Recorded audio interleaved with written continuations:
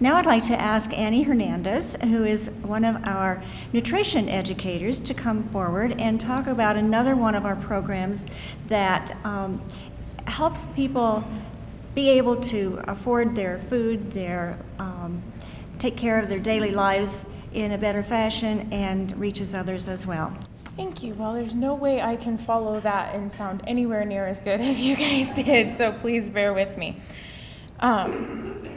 My name is Annie Hernandez. I'm an FNEP educator in the Larimer County office. So FNEP, among the myriad of other alphabet soup names that we hear most of the time, stands for the Expanded Food and Nutrition Education Program. We are also partnered with SNAP Ed, which stands for the Supplemental Nutrition Assistance Program Education. So we share both programs. We teach the exact same thing. We're really a partnership together in Larimer County Extension. We partner with agencies like the WIC office, the food bank, the SNAP office, as well as many other kind of homegrown local agencies that work with our targeted audience to bring our nutrition programs to them. So we also work with schools. In fact, I was going to mention our target audience is low-income families, low-income individuals, pregnant and parenting teens, as well as we are newly offering classes to 3rd and 4th grade students.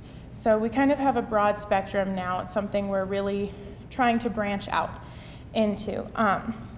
What we cover mostly is nutrition education, food safety, food resource management, physical activity, as well as some simple cooking skills. So we try and encompass a lot of basic resource management that a lot of families are struggling with, some ways that we can really help them practically implement things that we all probably know. For example, I was just talking in the car with my speaker here in a little bit about how we all know that we're supposed to eat our fruits and vegetables, but we all know that little kid that will not touch broccoli to save their life. So we really try to be able to show families that there's a practical way that we can implement the cheapest way to acquire your broccoli, the best way to prepare it for your family, the best way to get your kids to eat it, and the way to be safe with your food so that your family is safe with that as well.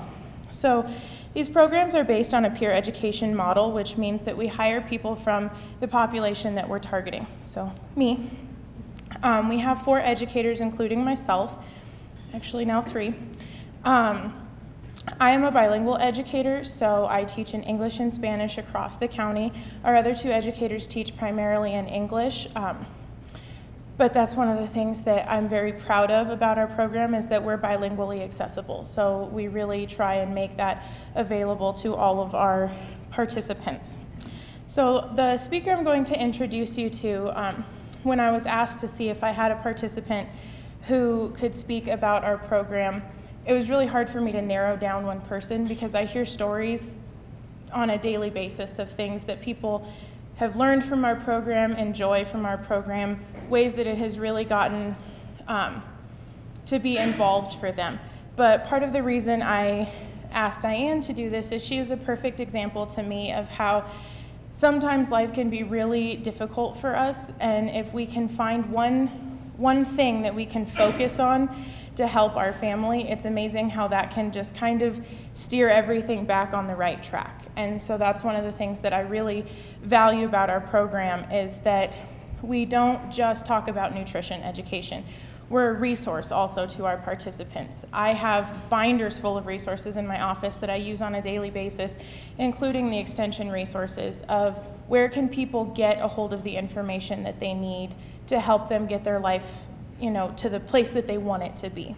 So if everybody would please help me in welcoming Diane up to here to speak about her experience.